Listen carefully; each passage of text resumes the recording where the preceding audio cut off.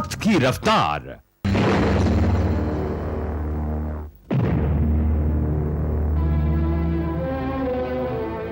हाय रैन। आओ आओ विक्रांत आओ। डैड, अगर कोई इंसान समाज का आदर्श हो, अपनों का अभिमान हो, सच्चाई के लिए जीना चाहता हो, अगर वो आदमी गलत रास्ते पर चलने लगे तो क्या करना चाहिए? बेटे, ना समझी में इंसान कभी कभी गलती कर बैठता है, लेकिन अगर वो जानबूझकर ये रास्ता इख्तियार करे तो वो माफी के काबिल नहीं है। वैसे तुम किसकी बात कर रहे हो? आपकी बात कर रहा हूं डैड। समाज को एक दिशा दिखाने वाले, अपने कलम की ताकत से अपराधियों और भ्रष्ट लोगों के गुरूर को चकनाचूर करने वाले विजय राज देशरत्न की बात कर रहा हूं डैड। एक निडर पत्रकार, महात्मा के विचारों पर चलने वाले लोकशाही, प्रजासत्ता और डेमोक्रेसी के मालिक की बात कर रहा हूं डैड। यकीन नहीं आता, अपने आदर्शों और उसूलों पर हिमालय की तरह अटल रहने वाला इंसान भी इस तरह पिघल सकता है? किसी की भावना और विश्वास के साथ इस तरह खिलवाड़ कर सकता है? विक्रांत, मैं चाहता तो वो फाइल उस दिन आपको नहीं देता। मुझे शक था आप उसे बदल देंगे, लेकिन मंथन के सामने मैं आपको नीचा नहीं दिखाना चाहता था। अच्छा लगा अपने बारे में अपने लोगों की राय जानकर।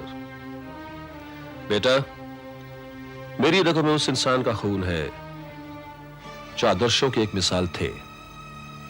प्रताप राज देशरत्न, तुम्हारे दादाजी और इस अखबार के जन्मदाता। मुझे आज भी याद है वो दिन, वो तारीख, आज से 40 साल पहले, जब हमारे अखबार की पहली प्रति निकली थी। उस दिन दादाजी की आंख में एक चमक थी। वो चमक आज भी रोशनी बनकर हमारे साथ है और हमें कभी गुमराह नहीं होने देगी। रही बात फाइल की, तो फाइल मैंने मंथन से जानबूझ कर ली थी, क्योंकि डीएम उसे किसी भी हालत में हासिल करना चाहता है, और वो जितनी सेफ मेरे पास है और किसी के पास नहीं। मैं तो सिर्फ मौका ढूंढ रहा हूं डीएम का पर्दाफाश करने के लिए।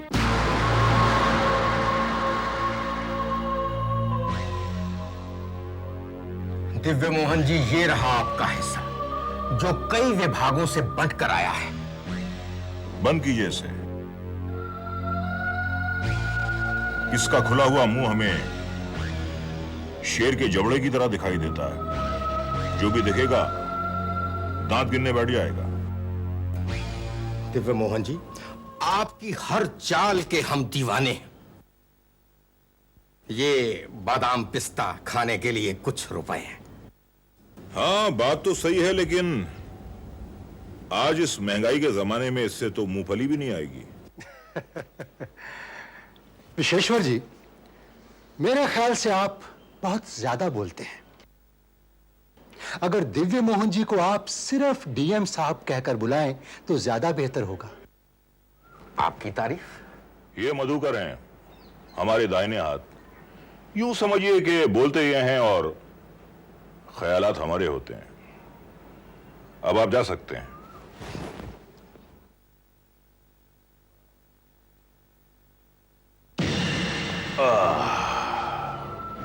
डीएम साहब, आपका दाहिना हाथ बनकर मैं अपने आप को बहुत खुशकिस्मत समझता हूं। मेरे ख्याल से आप जैसा राजनेता कोई दूसरा नहीं। मधु, ना तो हम राजनेता हैं और ना ही हमें राजकरण में कोई दिलचस्पी है। हमें नेता बनने का भी कोई शौक नहीं है। हम नेता बनाते हैं। वो क्या कहते हैं इंग्लिश में, वो हाँ, किंग मेकर। डीएम साहब, इस लाइन के कुछ दाव पेच मुझे भी सिखाइए ना। अब तुम मगरमच्छ की पीठ पर बैठे हो और तैरने की बात कर रहे हो। वक्त आने पर हम तुम्हें सब कुछ सिखा देंगे। अच्छा, ये बताओ कि उस मंथन का क्या हुआ जो हमारे खिलाफ लिखने की कोशिश कर रहा था? डीएम साहब, मुझे भाऊ साहब ने उसके बारे में सब कुछ बता दिया था। मैंने उसका पूरा इंतजाम कर दिया है। हुजूर, अब तक तो वो कोई दूसरी नौकरी ढूंढ रहा होगा और अफसोस कर रहा होगा कि मैं ये पत्रकार बना ही क्यों। ऐसे लोगों के लिए चचा गालिब ने एक बहुत ही खूबसूरत शेर कहा है। कौन सा हुजूर? बेवकूफों की कमी नहीं गालिब, एक ढूंढो 1000 मिलते हैं। क्या बात है हुजूर।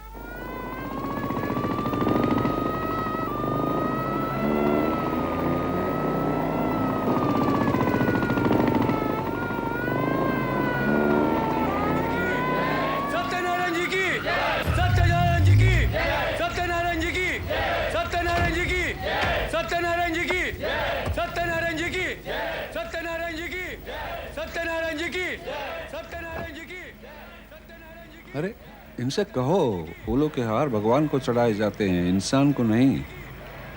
ये सब क्या हो रहा है? तुम्हें मालूम है ना, मुझे नारे वारे कोई पसंद नहीं। इनसे कहो शोर मत मचाए। हाँ,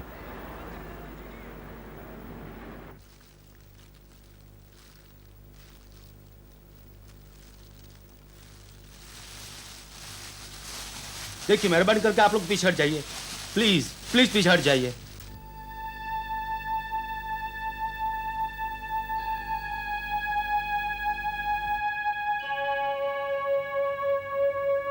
सर, यह है अमरावती वाले लैंड स्कैंडल की फाइल।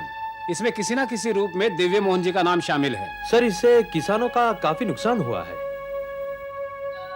सर, और भी बंबई के बहुत बड़े बिल्डर्स द्वारा खरीदी गई गैर कानूनी जमीन के मामले में भी दिव्य मोहन जी का नाम काफी उछल रहा है। जी हाँ सर। सर, दिव्यकांत के बारे में कुछ न कुछ सोचना चाहिए। आप लोग चिंता मत कीजिए, मैं इस मामले की पूरी छानबीन करूंगा।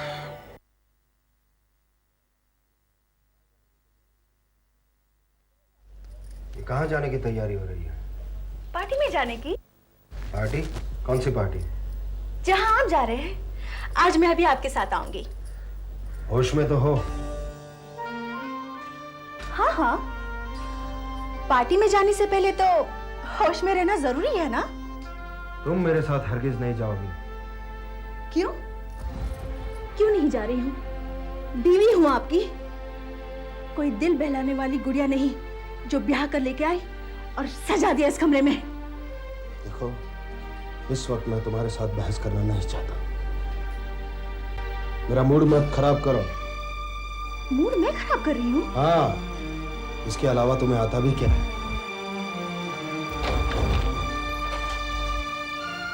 रुकिए, आप जहां जाएंगे मैं आपके साथ आऊंगी। तुम मेरे साथ हरगिज नहीं आती हो। क्यों? शर्म आती है मेरी? हाँ, कोई एतराज?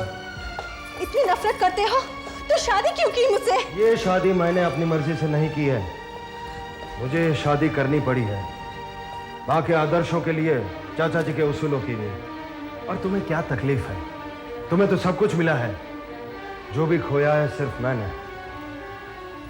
विलास, मैं सब कुछ सह लूंगी, तुम जो कहोगे मैं सब कुछ सह लूंगी। आखिर मैं आपकी पत्नी हूं,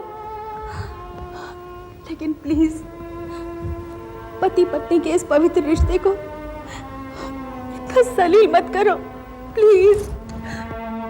मुझे क्या करना और क्या नहीं करना मैं अच्छी तरह जानता हूं। मुझे सर के बल चलना या नाच नाचना, ये मैं घर की औरतों से जानना नहीं चाहता। औरतों से मशवरा लेना पड़े ऐसा वक्त नहीं आया। क्यों? भाभी तो औरत है। निकिता, चीखते क्यों है? मारते क्यों नहीं मुझे? विलास, कुछ तो ऐसा करो जिससे मुझे ये एहसास हो कि मैं आपकी पत्नी हूं।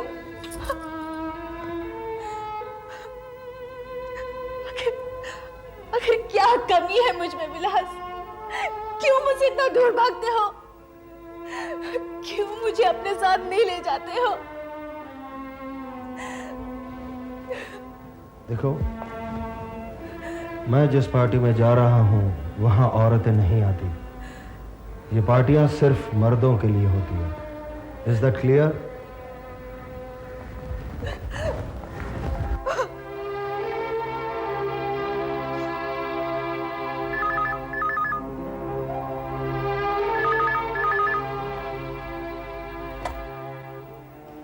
हेलो। हेलो, विलास जी हैं? जी, आप कौन बोल रही हैं? मैं रूबी बोल रही हूँ। विलास जी मुझे लेकर किसी पार्टी में जाने वाले थे, लेकिन अब तक आए नहीं और न ही उनका फोन आया। वो यहाँ से निकल चुके हैं, वहां पहुंचते ही होंगे। Okay, thanks.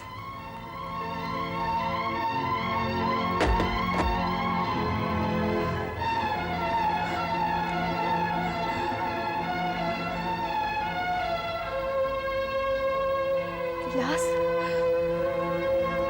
मैं समझ गई, उस पार्टी में दुनिया भर की औरतें आ सकती हैं, सिर्फ मैं नहीं।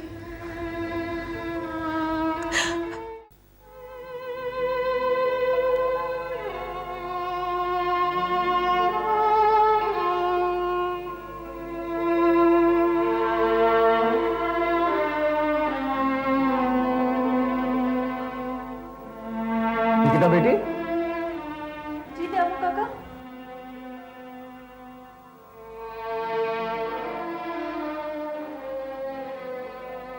क्या बात है बेटी, तुम यहाँ इस वक्त अकेली? क्या विलास बाबू अब तक नहीं आए? नहीं नहीं दामू काका, वो तो कब के आ चुके हैं, अंदर सो रहे हैं। और फिर भी तुम्हारा यहाँ अकेले आने को मन चाहा? हाँ दामू काका, कभी कभी ऐसा लगता है ये सारा संसार झूठा है, यहाँ सिर्फ रिश्ते टूटते बिगड़ते हैं और इंसान को अकेले ही जीना पड़ता है। क्या बात है बेटी, ऐसी बहकी बातें क्यों कर रही हो? दामू काका, इसमें बहकने जैसे क्या बात है, यही तो सच्चाई है। देखो बेटी, तुम्हारा ऐसा नहीं है। देखो बेटी, तुम्हारा रिश्ता इतने बड़े देश रत्न खानदान से जुड़ा हुआ है, और फिर विलास जैसा पति, अच्छे संस्कार वाला, इतना अच्छा घर। देखो, तुम यहाँ बिल्कुल अकेली नहीं हो। मेरे ख्याल से रात बहुत हो चुकी है, तुम्हें जाकर सो जाना चाहिए। जाओ बेटी, जाकर सो जाओ। जी।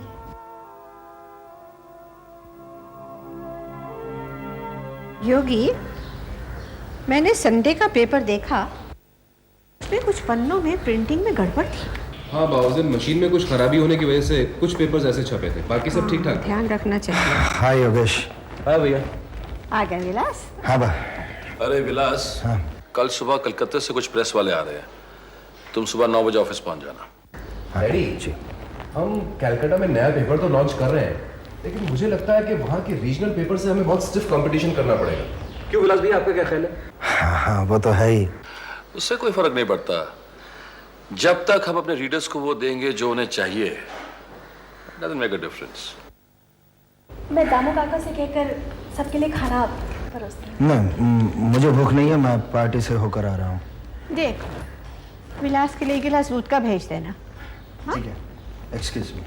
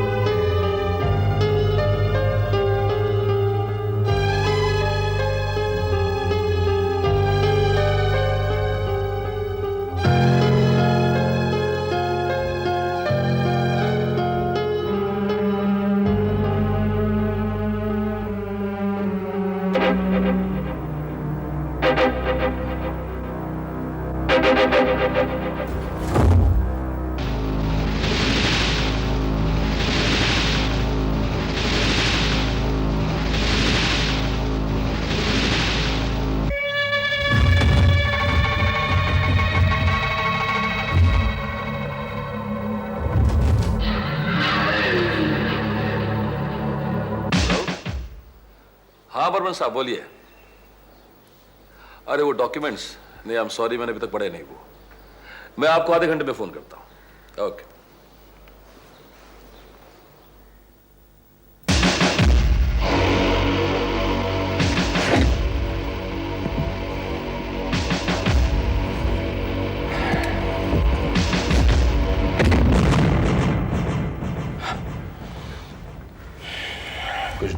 विलास?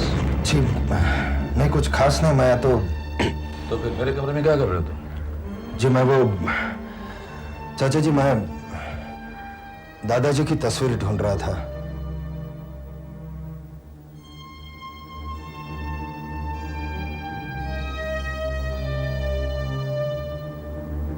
दादाजी की तस्वीर चाहिए थी तो मुझसे मांग ली होती।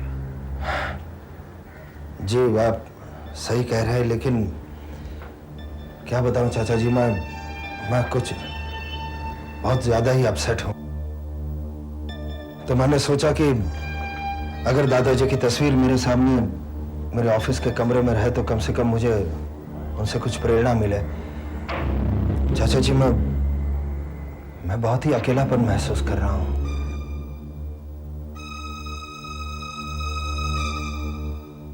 तुम अकेलापन क्यों महसूस कर रहे हो? हम सब हैं ना तुम्हारे साथ। हाँ ये भी तो सही है। I am sorry. और विलास, दादाजी की तस्वीर तो तुम्हें मिल ही जाएगी, लेकिन इस घर के हर कोने कोने में जो उनके संस्कार छुपे हुए हैं उनको महसूस करने की कोशिश करो।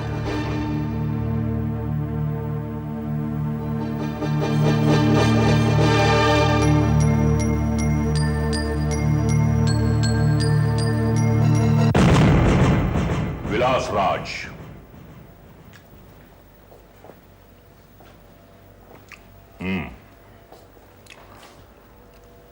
तुम बहुत सही वक्त पर तशरीफ लाए हो।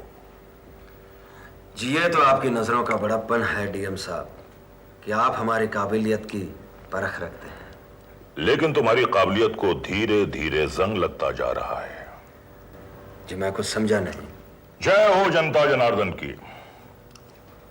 अब हम जनता के सेवक हैं, इसलिए हमें बड़े बड़े काम करने पड़ते हैं। एक आध बार काम करते करते हमारा हाथ फिसल गया।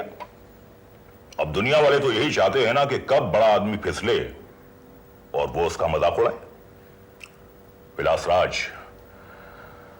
मैं उस फाइल की बात कर रहा हूं जिसे तुम्हारी कागज छापने वाली कंपनी का एक मामूली सा पत्रकार ले गया है। उसमें हमारी एक भद्दी सी तस्वीर कैद है और हमें वो फाइल हर कीमत पर चाहिए। डीएम साहब मैंने बहुत कोशिश की, लेकिन पता नहीं चाचा जी ने वो फाइल कहां पर रखी है। आई एम सॉरी, मैं वो फाइल नहीं ला सकता। कल रात मैंने वो फाइल ढूंढने की कोशिश की, मगर उसी वक्त चाचा जी आ गए और मुझे उनके सामने शर्मिंदा होना पड़ा। अगर तुम रिश्तों को भूल जाओ तो इस दुनिया में कुछ भी नामुमकिन नहीं है। विजयराज जी तुम्हारे चाचा हैं और तुम उनके भतीजे। इस कलयुग में रिश्ता सिर्फ नोटों की कड़ियों से जुड़ा होता है। प्यार विश्वास नाम का गहना तो सतयुग में ही चोरी हो गया था, और आज के इस कलयुग में तुम एक छोटी सी फाइल चोरी नहीं कर सकते। डीएम साहब मैं आपको कैसे समझाऊं, बल्कि मेरे ख्याल से तो हमें उस फाइल के बारे में भूल ही जाना चाहिए। यही बेहतर होगा।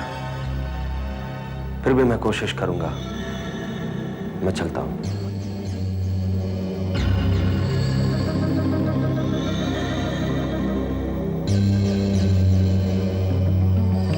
भाई मधु जी।